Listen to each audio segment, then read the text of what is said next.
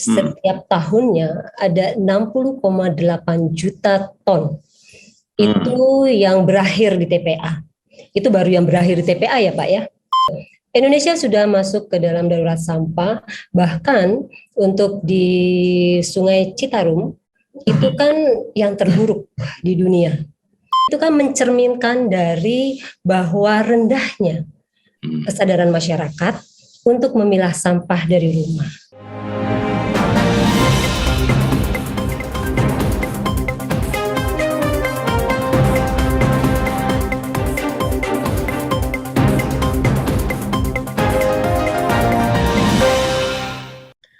Assalamualaikum warahmatullahi wabarakatuh, Sobat Kompetensi di seluruh Indonesia yang saya banggakan. Selamat bertemu kembali di channel yang dahsyat ini, channel yang peduli pada masa depan Anda. Kali ini saya ingin mengulik dari seorang tokoh perempuan yang peduli pada persampahan di Indonesia. Siapa beliau? Beliau adalah Ibu Titi Nuraini, yang biasa dipanggil Bu Eni. Bu Eni, apa kabar? Alhamdulillah, kabar baik. Semuanya? Ya, kabar baik Pak Yunus. Oke. Bu Titi Nuraini ini biasa saya panggil Bu Eni, ini adalah sebagai sekjen dari Sekolah Sampah Nusantara, suatu institusi yang sangat peduli bagaimana mengembangkan dan juga mendidik masyarakat Indonesia dalam memiliki kompetensi pengelolaan sampah.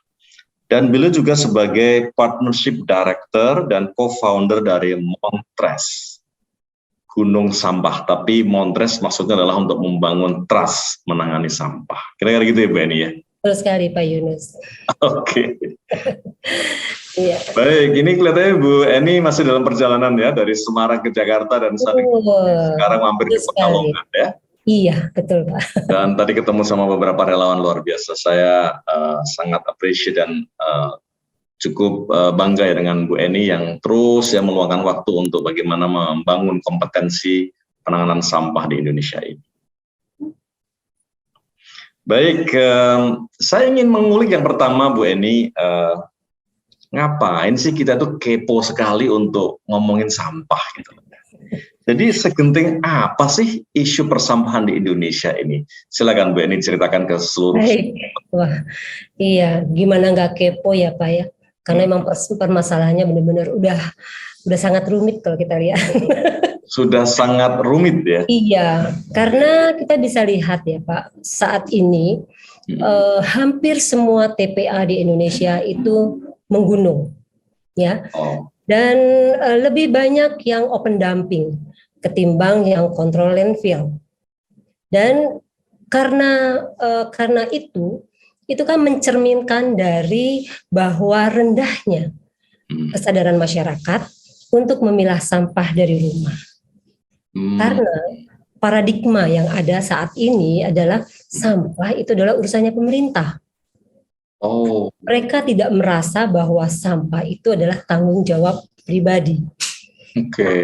Karena inilah yang membuat membuat saya benar-benar merasa harus turun, ya kan? Karena saya seorang ibu, karena saya seorang perempuan, di mana yang selalu bersentuhan terhadap masalah sampah itu, Pak. Ya, betul. Wow. Ini keren Bu Eni ya. Bu Eni menyampaikan suatu poin penting di sini. Yang pertama, bahwa Indonesia itu sudah masuk ke titik kritis ya dalam penanganan sampah ini.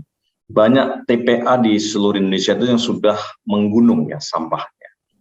Dan kalau kita bicara tonnage, nanti Bu Eni juga bisa sharing berapa ton setiap hari kita hasilkan, berapa yang ini dan sebagainya. Dan tadi poin yang kedua yang sangat penting adalah masyarakat di Indonesia itu menganggap bahwa sampah ini masalahnya pemerintah gitu kan.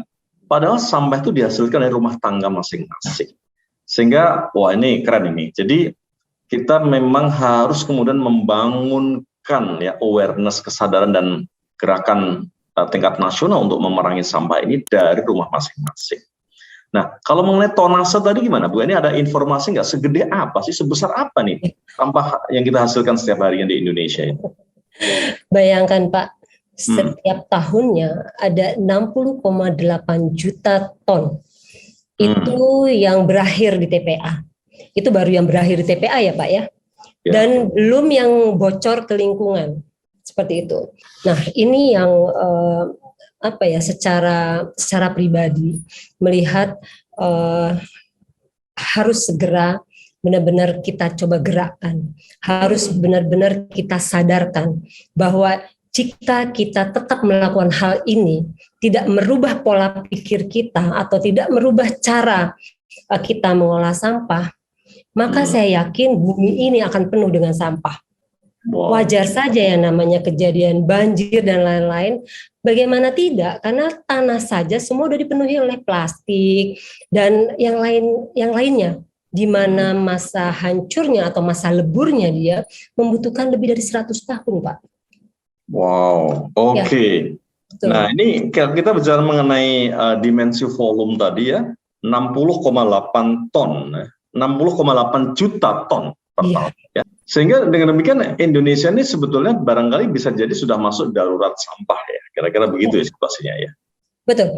Indonesia sudah masuk ke dalam darurat sampah, bahkan untuk di Sungai Citarum itu kan yang terburuk di dunia. Sehingga kemarin penanganan yang cukup intens ya saya lihat untuk di Citarum Harum ya, dengan programnya Citarum Harum. Ya karena benar-benar menjadi nomor 2 di dunia saat itu yang terburuk. Baik. Ya. Baik, dengan situasi seperti itu Bu Eni, maka saya ingin mengulik lebih lanjut ini dari Bu Eni. Apa dong kalau gitu gagasan besar yang bisa ditawarkan untuk menangani masalah persampahan ini di Indonesia? Silakan Bu Eni. Baik, gagasan besar yang kita coba tawarkan ya Bapak ya, yang selama ini kita coba jalankan, yaitu karena ini adalah era digital, maka kita mencoba mendigitalisasi sampah. Wow, keren itu. Betul, karena apa? Saat ini yang sangat memudahkan kita adalah melalui gadget, ya, karena semua rumah itu pasti punya handphone. Ya, dan harapannya melalui handphone inilah kita mencoba merubah atau mengubah pola pikir dan cara mereka untuk memperlakukan sampah, begitu. Dan melalui digital ini juga segala sesuatunya lebih transparan, ya, sehingga bisa terdeteksi, ya kan Pak. Terus benar-benar bisa terlihat real time online bahwa siapa saja sih yang sudah mengelola sampah atau siapa saja sih yang sudah sadar akan sampah, seperti itu. Dan harapannya ke depan melalui digitalisasi ini semua akan diuntungkan. Baik. Wah, ini menarik ini, penanganan sampah secara digital. Ini sesuatu yang masih sangat baru, dan saya selalu memang berkeyakinan dan saya sangat setuju bahwa pendekatan yang atau cara-cara yang dipakai kalau pakai cara-cara biasa, itu tidak akan bisa mengatasi masalah saat ini karena permasalahan ini semakin kompleks. Jadi ideation mengenai penanganan sampah secara digital ini akan pasti sangat menarik. Nah, oleh karena itu, mungkin Bu Eni bisa jelaskan gimana sampah kok digital? Itu caranya ya opo? Itu gimana korelasinya? Silakan lebih detailnya gimana Bu Eni? Baik Pak, gitu ya. Jadi saat ini kan yang ada atau yang praktek yang ada adalah kan melalui manual. Contohnya bank sampah ya. Kita contohkan saja bank sampah. Bank sampah itu pasti mencatat, ya kan? Terus dananya juga pasti disimpan. Yang belum tentu saat nanti masyarakat membutuhkan atau ingin mengambil dananya itu siapa, ya. Dan kita juga melihat kenapa tidak dengan digital, karena melalui digital kan akan sangat mudah, tinggal klik aja kan Pak, seperti itu. Sehingga insentifnya sudah tertera, produk yang akan ditukarkan atau ditabungkan juga sudah tertera, ya kan?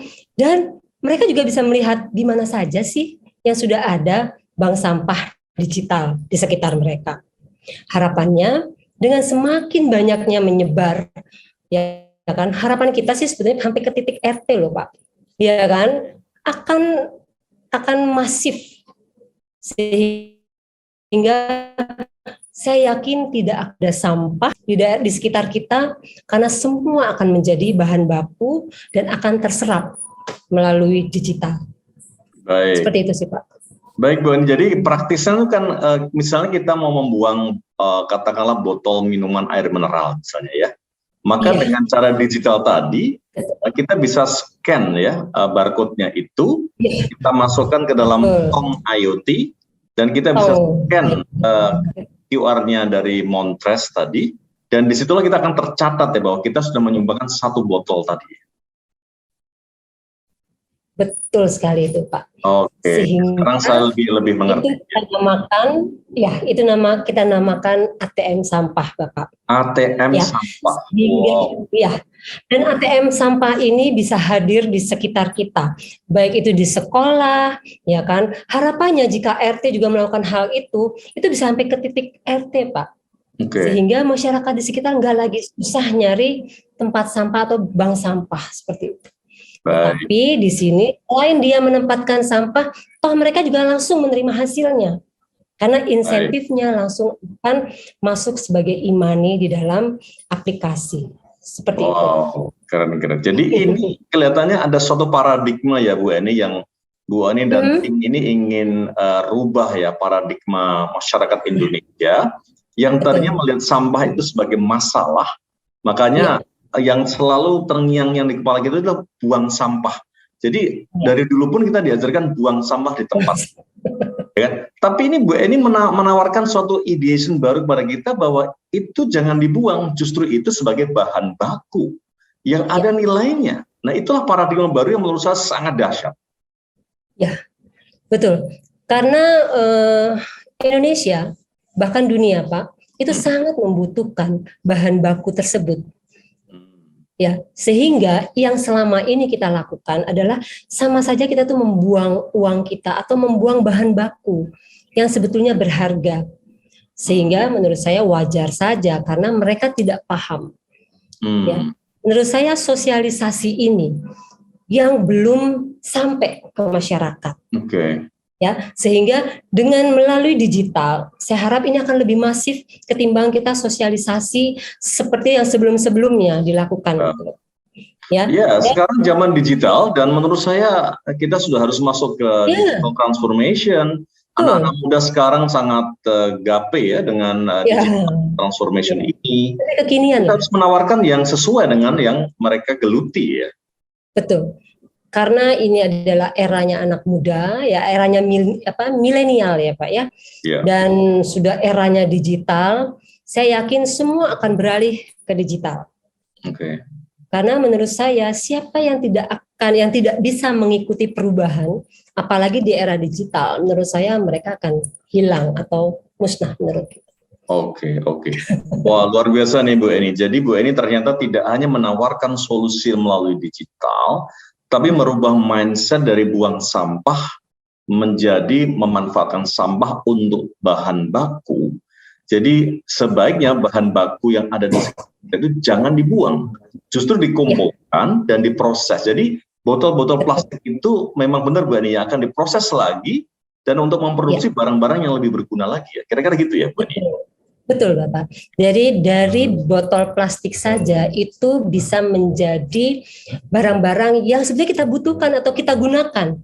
Contohnya bisa seperti baju, bisa seperti sepatu, tas dan lain-lain. Ya, sehingga kita juga mengurangi penggunaan bahan yang kita ambil dari alam. Seperti itu, Pak. Ya kan? Jadi nggak lagi ngambil dari yang fosil dan segala rupa, tetapi dari barang yang memang habis kita konsumsi atau sisa konsumsi kita. Baik, keren. Nah, sekarang kita sudah tahu situasinya di Indonesia seperti apa. Gagasan besar yang Bu Eni tawarkan tadi very clear. Nah, sekarang saya coba turunkan dikit ya, kita mendarat sekarang. Saya ingin menanyakan apa kompetensi yang perlu dibangun di masyarakat ya agar Indonesia bebas dari sampah secepat-cepatnya. Kompetensi apa yang mau dibangun? Yang perlu dibangun? Baik, harapannya bahwa setiap rumah tangga atau masyarakat mereka tahu bahwa barang yang sudah mereka gunakan, baik itu plastik, baik itu kertas, kaca, dan lain-lain, itu adalah bahan baku dan itu harus dipilah. Karena jika disatukan ke dalam satu tempat, itulah namanya sampah.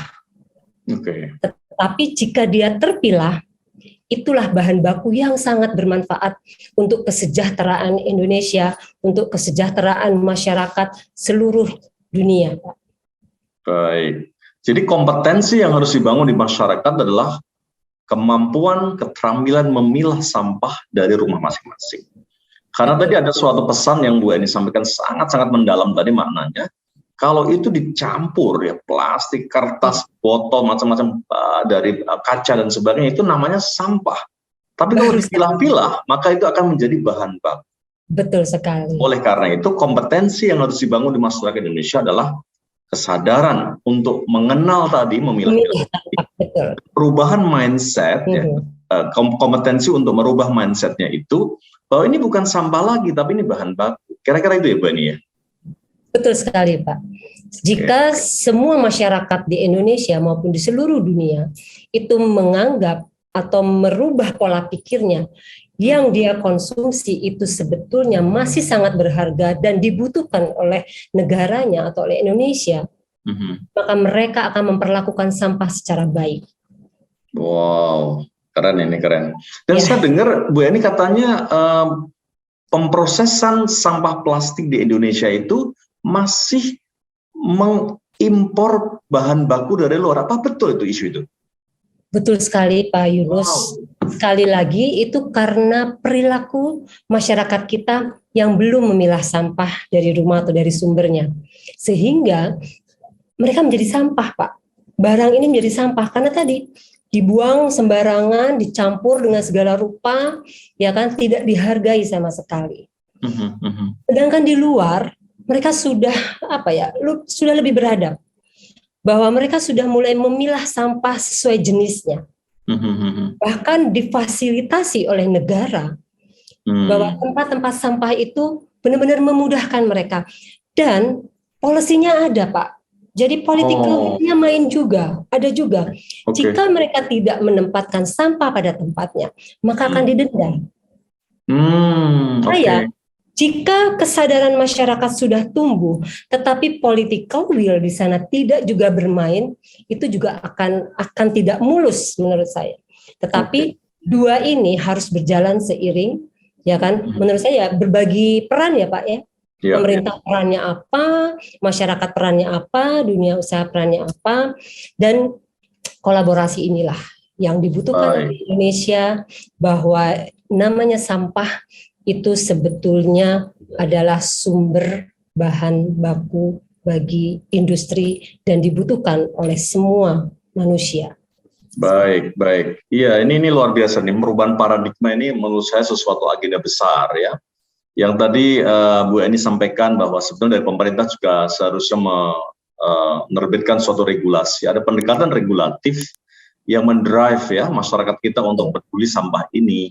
Dan saya dengar di Kementerian Lingkungan Hidup dan Kehutanan juga ada satu posisi eselon 2 yaitu Direktur Sampah kalau nggak salah. Jadi saya yakin beliau sudah menelurkan banyak regulasi dan juga melakukan fasilitasi untuk bagaimana menggerakkan masyarakat Indonesia dalam mengelola sampah ini ya.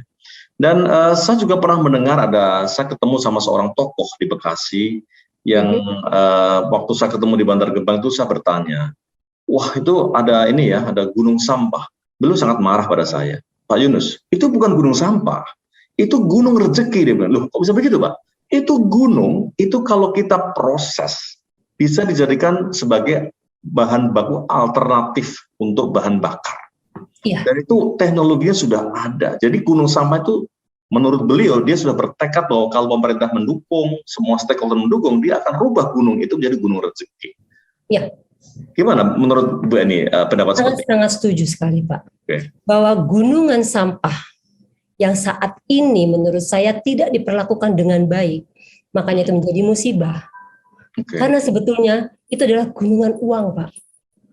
Gunungan uang yang mampu menyejahterakan kota, kabupaten maupun provinsi. tetapi saat ini diperlakukan tidak baik. Sehingga menurut saya wajar jika banyak sekali musibah yang datang. Tapi jika sampah tersebut atau gunungan sampah itu dikelola dengan baik, saya yakin ini akan menyejahterakan semuanya, Pak. Karena gunungan sampah itu bisa menjadi berbagai macam, Pak. Iya. Bisa tadi seperti Bapak bilang menjadi bahan bakar, bisa juga menjadi listrik, ya kan? Bisa juga menjadi, ada dari rekan saya juga bisa menjadi pasir yang memang bisa mengabsorb limbah, bisa juga menjadi banyak sekali sesuai kebutuhan yang benar-benar dibutuhkan oleh daerah tersebut. Tinggal ibaratnya tinggal mau diapain sih gunungan sampah kita ini, seperti itu aja. Baik. Nah sekarang kita sudah banyak mengulik ya dari Bu Eni, dan saya merasakan inspirasinya luar biasa dalam ya. Dan bagaimana Ibu mengungkapkan ini, saya bisa merasakan intonasinya sangat-sangat menginspirasi kita, membakar semangat kita ya untuk peduli sama sampah ini. Nah oleh karena itu saya akan akhiri perbincangan kita dengan minta ke Bu Eni untuk memberikan tips ya, ringan dan praktis bagaimana mengelola sampah sejak dari rumah. Karena para sobat kompetensi di seluruh Indonesia ini pasti kepo dan ingin tahu. Lalu tipsnya apa ini? Apa yang kita harus lakukan sejak dari rumah kita? Silakan Bu Eni. Baik. Ya, tipsnya sangat mudah sekali Pak Yunus sebetulnya. Setiap setelah kita memakan atau menggunakan barang yang sudah tersisa, itu tinggal kita tempatkan saja sesuai tempatnya. Ya. Dan nggak harus yang tempat sampah yang seperti apa. Ibaratnya dengan kardus pun tinggal ditulisin ini plastik, ini kertas, ya kan, ini kaleng. Setelah itu tinggal tempatkan saja sesuai tempatnya. Dan itu menurut saya tidak merepotkan. Jika rumah itu kecil, cukup dengan kantong plastik dikasih label. Ini plastik, ini kertas, dan lain-lain. Sesimpel itu. Terus saat kita di perjalanan, ya, itu seandainya kita ada bungkus permen atau bungkus sisa makanan, pas kita lihat tidak ada tempat untuk menempatkan sampahnya, cukup kita bawa saja. Oh, tidak berat, ya. Kalau kita naik mobil ya tinggal disimpan di mobil. Kalau seandainya itu tisu apa, tinggal kita kantongin aja Pak. Nanti pas menemukan tempatnya baru kita tempatkan. Iya ya, ternyata tipsnya sangat mudah ya. Tinggal bikin kardus-kardus ya, atau plastik dikasih label. Ini sampah plastik, ini sampah kaca, ini sampah apa. Dan itu sangat mudah ya, bukan tidak menghendaki suatu keterampilan atau pengetahuan yang sophisticated pun bisa dilakukan. Hanya butuh kemauan Pak menurut saya. Kemauan, dan betul. Kesadaran penuh saja. Iya. Karena saya yakin saat ini memang menurut saya masih sangat rendah pengetahuan mereka terkait ini. Nah, untuk itu di sini saya melalui Sekolah Sampah Nusantara, saya juga melalui Montras Avatar Indonesia mencoba mengembalikan atau mencoba mengubah gaya hidup mereka atau pola pikir mereka bahwa sampah itu adalah bahan baku dan sampah adalah barang berharga sehingga perlu ditempatkan sesuai dengan tempatnya. Wow, gitu. Ini lagi-lagi keren ya, lagi-lagi keren. Jadi saya rasa ini kalau setiap rumah bisa menjalankan yang seperti Bu Eni tadi sampaikan, kita bisa baikkan satu RT atau ada berapa rumah tangga melakukan hal yang sama, satu RW berapa RT, terus ya satu desa, satu kecamatan. Ini akan jadi gerakan besar yang akan menyelamatkan Indonesia dari darurat sampah tadi. Iya, setuju sekali Pak. Bu Eni, saya rasa perbincangan kita ini kalau saya teruskan mungkin akan masih banyak lagi yang Bu Eni sharing sama teman-teman sobat kompetensi di Indonesia. Namun saya stop sampai di sini dulu. Tentu nanti kita akan buka sesi berikutnya. Saya akan menyapa sobat kompetensi dahulu. Baik sobat kompetensi di Indonesia, itulah perbincangan saya dengan Ibu Titi Nuraini, atau saya suka memanggil akrabnya adalah Bu Eni, yang sebagai penggiat sampah di Indonesia. Beliau tadi menawarkan dua ideation untuk solution buat kita. Satu adalah pendekatan digital, yang kedua adalah merubah paradigma kita yang selama ini anggap sampah sebagai masalah, ini kita rubah sampah itu sebagai bahan baku. Demikian yang bisa kita sampaikan di dalam sesi kali ini. Tonton terus channel ini, dan sekali lagi saya ingatkan, apabila Anda sudah memilih suatu profesi, maka pastikan Anda kompeten di profesi yang Anda pilih itu. Sampai ketemu di sesi-sesi saya berikutnya. Wassalamualaikum warahmatullahi wabarakatuh. Salam kompeten. Sobat kompetensi di seluruh Indonesia yang saya banggakan, terima kasih sudah menonton video ini. Manakala dirasa bermanfaat, dukung channel ini dengan like, subscribe, dan nyalakan lonceng notifikasinya.